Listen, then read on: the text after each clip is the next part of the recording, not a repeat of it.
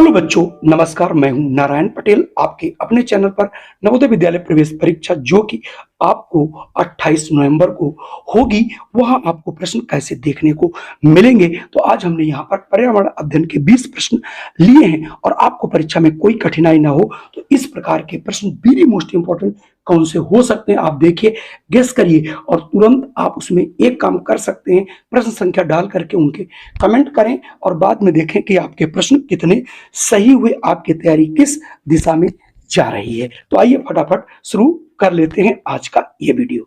कि बच्चों, पहला प्रश्न है, पौधे की कौन सी संरचना मिट्टी से जल और खनिज लवण ग्रहण करने के साथ साथ पौधे को भूमि में मजबूती से स्थापित करती है? और आपके ऑप्शन है ए तना, बी पत्ती, सी जड़ या फिर डी फूल। जल्दी से इसका कमेंट करिए, इन चारों में से कौन सा उत्तर सही है। मुझे लगता है कि आप लोगों ने इसका आंसर खोज लिया होगा और अगर आपने इसका आंसर खोजा है तो आप कमेंट में 21 लिखिए, फिर डैश लगाइए, जो भी ऑप्शन हो। चूंकि यहाँ पर ये जड़ होती है, क्योंकि जड़ जो है मिट्टी से जल और खनिज लवण के साथ साथ पौधे को रोके भी रहती है, तो इसको कहते हैं बच्चों जड़, यानी ऑप्शन सी लिख करके आप लोग कमेंट कर दीजिए। दूसरा प्रश्न है आपके सामने, निम्नलिखित में से कौन सा पौधा जल की सतह पर स्वतंत्र रूप से तैरता है?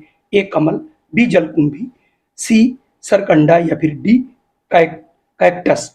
तो जल्दी से इसका आप लोग कमेंट कर सकते हैं, जैसा मैंने बताया था। तो अगर आप यहां से देखिए, कमल ये नीचे से लगा रहता है, कैक्टस वहां होता ही नहीं क्योंकि ये आपका कहाँ का पौधा, रेगिस्तान का पौधा, सरकंडा भी नहीं है। तो जलकुंभी अगर आपने देखी होगी तो जलकुंभी जो है ये स्वतंत्र रूप से पानी में तैर सकती है। तो यहाँ से ऑप्शन आपका बी वाला बच्चों बिल्कुल सही होगा।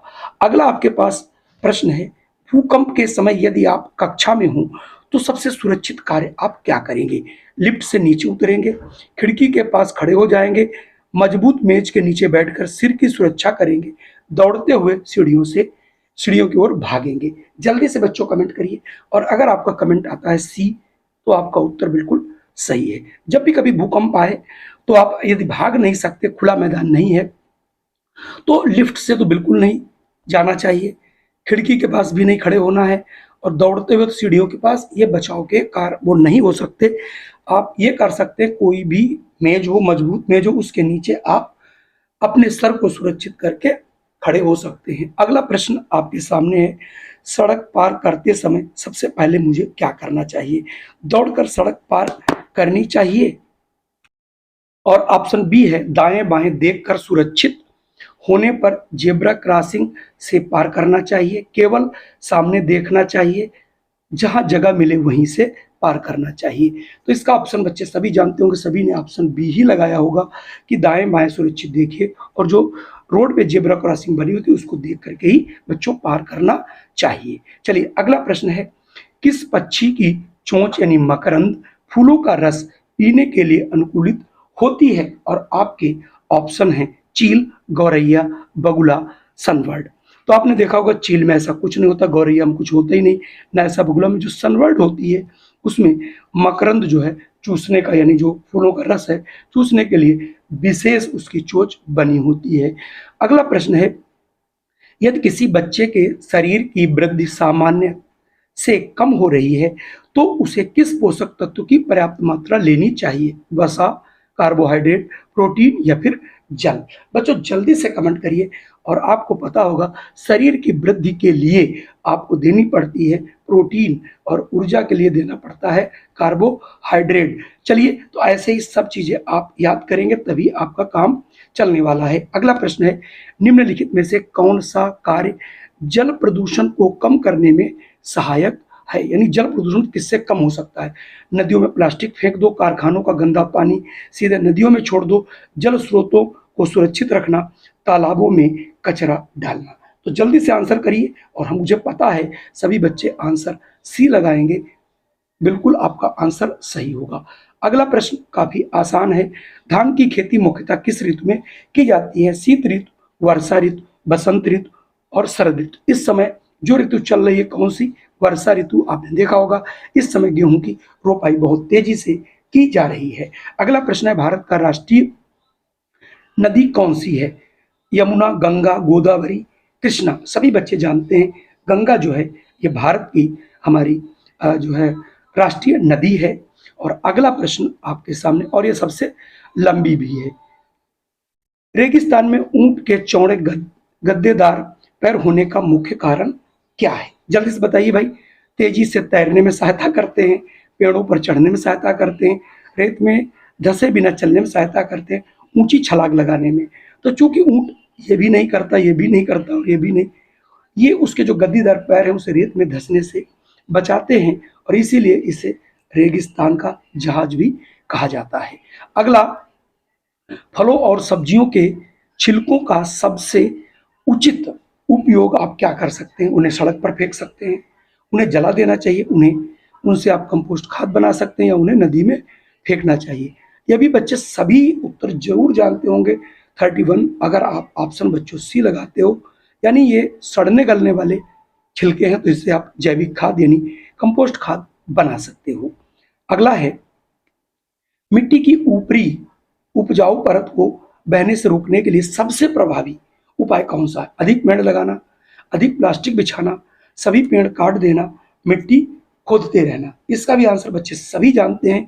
अगर जितने अधिक आप पेड़ लगाओगे, ये मिट्टी को ज़्यादा मजबूती से पकड़े रहेंगे, ये बाढ़ हो और मिट्टी का जो उपजाऊपन है ये कभी भी बहने नहीं देते। तो ऑप्शन यहाँ से ए वाला बच्चों बिल्कुल सही होगा। अगला प्रश्न है, निम्नलिखित में से कौन सा भारत का प्रमुख तटीय राज्य, तटीय का मतलब जो समुद्र है और समुद्र के जो किनारे राज्य हैं उनको हम लोग कहते हैं तटीय राज्य। तो देखिए, गोवा है, हरियाणा, पंजाब, झारखंड। यहाँ तो है ये नहीं, यहाँ भी नहीं है, और यहाँ पर भी समुद्र है नहीं, तो एक बचा गोवा। गोवा बिल्कुल आपका तटीय राज्य हो गया। अगला हमारा प्रश्न है बच्चों, हमारे शरीर में रक्त को पूरे शरीर तक पहुंचाने वाला अंग कौन सा है? फेफड़ा, हृदय, यकृत, गुर्दा। सभी जानते होंगे और जल्दी से इसका कमेंट करेंगे। अगर आप चुनते हैं ऑप्शन बी, हृदय जो होता है ये आपका पूरे शरीर में रक्त को पहुंचाने वाला अंग है, यानी हृदय। अगला वेरी मोस्ट इंपॉर्टेंट प्रश्न, बहुत बार पूछा जा चुका है, रिड्यूस, रीयूज, रिसाइकिल। इसका मुख्य उद्देश्य क्या है? जल की बर्बादी, कचरे की मात्रा कम करना, पर्यावरण की सुरक्षा करना, अधिक प्लास्टिक का उपयोग करना, अधिक पेड़ लगाना। तो इसका मैं बच्चों बता दूं, चूंकि ये प्रदूषण को कम करने का और पर्यावरण को बचाने के लिए जो पॉलीथीन है उसके लिए कहा गया था रिड्यूस, यानी कम उसका प्रयोग करिए। अगर ऐसा, और अगर करते भी हैं तो रीयूज, दोबारा इसको यूज करिए, दोबारा इसको यूज कर लीजिए। रिसाइकिल, अगर खराब हो जाए तो इसको पुनः एक जगह इकट्ठा करके गला करके उसकी कोई दूसरी चीज बन जाएगी। तो यानी कम करना, दोबारा यूज करना, और बच जाए तो उसे पुनः प्रयोग करना। तो ये हो जाएगा बच्चों ऑप्शन आपका बी।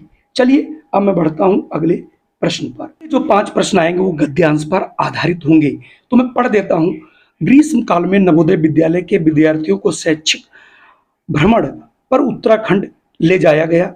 बच्चे पहले रेलगाड़ी से हरिद्वार पहुंचे और फिर बस द्वारा पहाड़ी क्षेत्र की ओर गए। रास्ते में उन्हें ऊंचे ऊंचे पर्वत, गहरी घाटियां, बहती नदियां, घने जंगल और सीढ़ीदार खेत देखे। शिक्षक ने बताया कि पर्वतीय क्षेत्रों में भूमि समतल न होने के कारण सीढ़ीदार खेती की जाती है, जिससे मिट्टी का कटाव कम होता है। बच्चों ने देखा कि गांव में वर्षा का जल टंकियों में एकत्र किया जाता है और लोग जल का बहुत सोच समझकर उपयोग करते हैं। यात्रा के दौरान उन्होंने विभिन्न प्रकार के पक्षी, तितलियां, पौधे भी देखे। शिक्षक ने उन्हें समझाया कि पेड़ पौधे हमें ऑक्सीजन, भोजन और औषधि देते हैं तथा अनेक जीवों को आश्रय भी प्रदान करते हैं। लौटते समय बच्चों ने गंगा नदी के किनारे स्वच्छ अभियान में भाग लिया और लोगों ने नदियों में प्लास्टिक और कचरा न डालने की अपील की। विद्यालय पहुंचकर सभी विद्यार्थियों ने जल संरक्षण, वृक्षारोपण, स्वच्छता और प्रकृति की रक्षा का संकल्प लिया। इस पर आधारित देखिए, जो आपने पढ़ लिया, तो विद्यार्थी सबसे पहले किस वाहन से गए, तो सभी को पता है, उन्होंने बताया था कि सबसे पहले रेलगाड़ी से गए, तो आप रेलगाड़ी को टिक कर लेंगे।